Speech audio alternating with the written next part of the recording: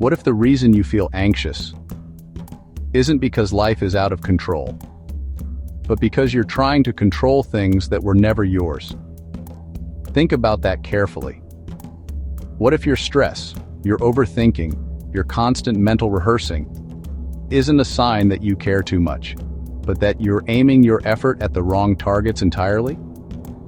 Here's the uncomfortable truth. You are spending enormous energy trying to control outcomes, people, timing, perception, things that will never fully obey you. And the cost? You're losing control over the only thing you actually own: your mind, your attention, your choices. But imagine the alternative for a moment.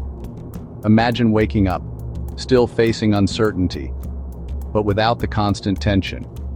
Still working hard, but without tying your worth to results. Still caring deeply, but no longer being controlled by what happens next. That shift is not theoretical, it's practical. And once you see it, you won't be able to unsee it. Because the real problem isn't that life is chaotic. It's that you've been gripping the wrong steering wheel this entire time.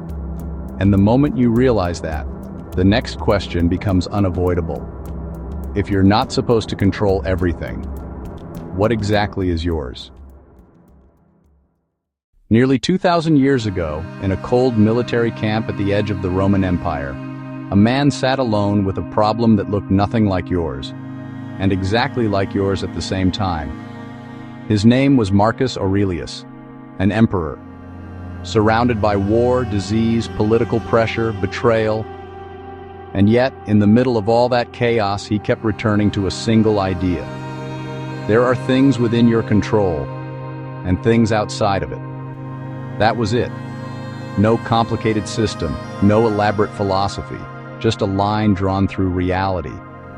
And he believed that your entire quality of life depended on which side of that line you lived on. What's strange is this. We hear that idea, and it sounds obvious, almost too simple. But if it's so obvious, why do most people spend their entire lives ignoring it? Why do we organize our thoughts, our emotions, even our identity, around things that were never ours to control? To answer that, you have to look at what your mind does under pressure. Because the moment anxiety appears, it doesn't ask what's controllable. It asks what feels urgent. And those are rarely the same thing. Think about the last time you felt real anxiety.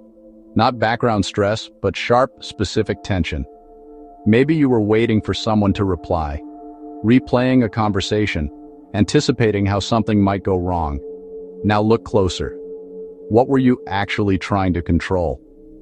Their reaction, the outcome, the future, the interpretation. All externals, all outside your reach. And yet your mind treats them like problems that can be solved if you just think hard enough. So you sit there, running simulations, editing imaginary conversations, predicting outcomes that haven't happened, as if thought alone could bend reality into cooperation. But it can't, and it never did. The external world does not respond to mental pressure. It operates on variables you don't see, timelines you don't control, and forces that existed long before you arrived. So what happens? You stay up late, mentally working on something that refuses to be worked on. And the more effort you apply, the less effective you become. Which leads to a question most people never stop to ask. If thinking harder doesn't solve it, why are you still trying? Let's make this more precise. One of the biggest illusions you carry is the belief that you can control how people see you. So you adjust. You refine your words. You calculate tone, timing, body language. You try to present the exact version of yourself that will produce the desired reaction, approval, respect, validation. But here's the flaw in that entire strategy. You are not interacting with neutral systems. You are interacting with minds. And every mind you meet is shaped by things you cannot access. Their past experiences, their insecurities, their expectations, their projections. Two people can hear the exact same sentence and walk away with completely different interpretations. So what are you really controlling? Not their perception, only your attempt at it. And the more tightly you grip that attempt, the more unstable it becomes. Because now your sense of self depends on something you don't own. Which leads to an uncomfortable realization. If you are not the author of their thoughts, why are you taking responsibility for them?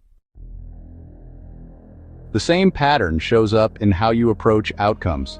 You plan, you prepare, you optimize, and to a certain extent, that's necessary. But there's a line where preparation turns into illusion, where it stops being about doing your best and starts being about trying to guarantee a result. You rehearse every scenario, build contingency plans, try to eliminate uncertainty entirely. But outcomes don't come from effort alone. They come from a network of factors you don't control. Timing, other people's decisions, random events, shifting conditions you haven't even encountered yet. You could do everything right and still not get the result you wanted. And if your identity is tied to that result, then your stability is tied to randomness, which means every success feels fragile and every failure feels personal. So here's the shift. What if your job was not to control the result, but to fully own the process? Because that distinction changes everything.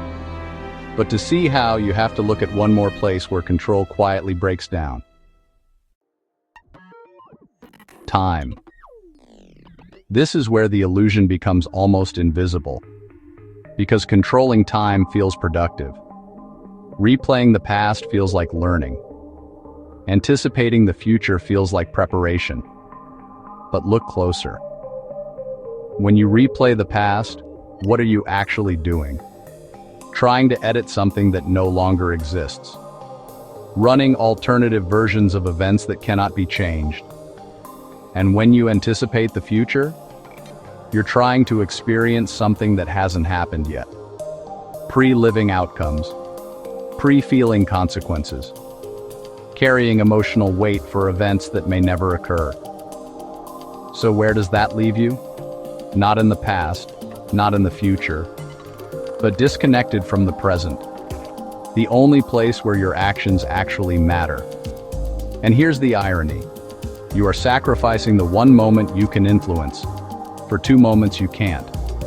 So the real question becomes, if the past is closed and the future is uncertain, what exactly is left? This is where the philosophy becomes sharp. Because when you strip everything away, what you actually control is very small and very specific. Your judgments, your values, your choices, right now, in this moment. Your attention, your effort. That's it. Not the world outside you, but the way you meet it. And at first, that sounds limiting, almost disappointing, until you realize something important. Everything in that category is completely yours. No one can force your judgment. No one can hijack your attention without your participation. No external event can rewrite your values unless you allow it. You have full sovereignty there. But most people ignore that domain because they're too busy trying to control everything else. It's like being handed a small, perfectly governed kingdom and abandoning it to chase a chaotic empire you can never fully rule. So the question is, what happens if you stop chasing the empire and start governing the kingdom? Now this is where people misunderstand the idea. They hear, let go of control, and assume it means passivity. Doing less, caring less, trying less. That's not what this is. In fact, it's the opposite. You still act, you still work, you still pursue what matters. But the difference is in how you relate to the outcome. You give full effort without attaching your identity to the result. Think about a surgeon.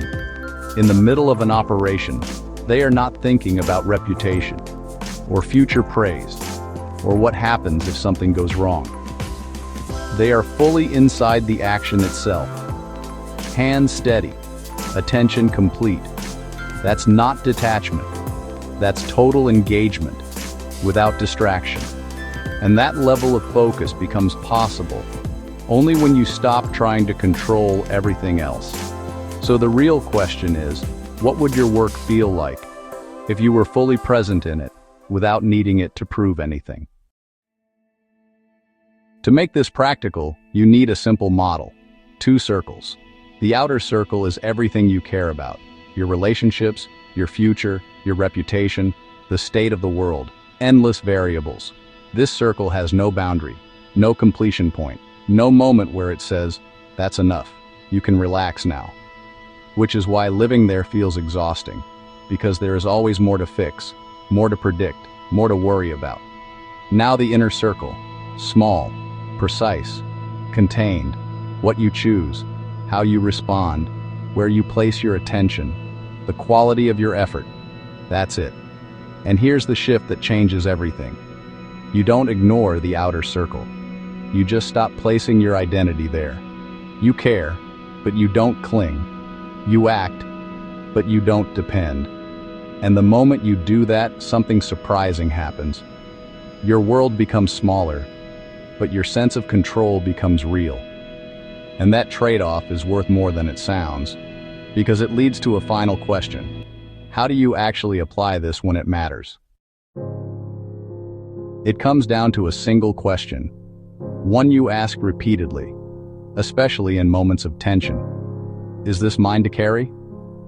When you feel that tightening, that urge to fix, control, anticipate, manage, pause, not dramatically, quietly, and separate the situation. What part of this is actually within my control? What can I decide? What can I do right now? Then do that, fully, and let the rest remain unresolved. Not because it doesn't matter, but because it was never yours. And this is not a one-time realization. It's a practice. Dozens of times a day, small moments, unseen decisions, where instead of gripping, you release. Instead of reacting, you choose. And over time, something shifts. You stop feeling like you're at the mercy of everything and start feeling like you're actually directing something. But to understand why that matters so much, you have to look at how this plays out over an entire life. Marcus Aurelius never controlled the world he lived in. The wars continued, the plague spread, the empire remained unstable. By most external measures, his control was limited. And yet, that's not what history remembers. What remains is something quieter. How he met those conditions, how he thought, how he responded, how he carried responsibility without being consumed by it. Because in the end, your life is not defined by what you controlled, but by how you showed up to what you couldn't. The outcomes fade, the external world shifts. But the pattern of your attention, the quality of your choices, the way you held yourself in uncertain moments, that's what endures. So no, you were never going to control the river. It was always going to move, change, carry things beyond your reach. But you were always in control of one thing: how you stand at the edge of it. And once you truly understand that, you stop fighting the current and start mastering your footing. No, you were never going to control the river. It was always going to move, change, carry things beyond your reach. But you were always in control of one thing: how you stand at the edge of it.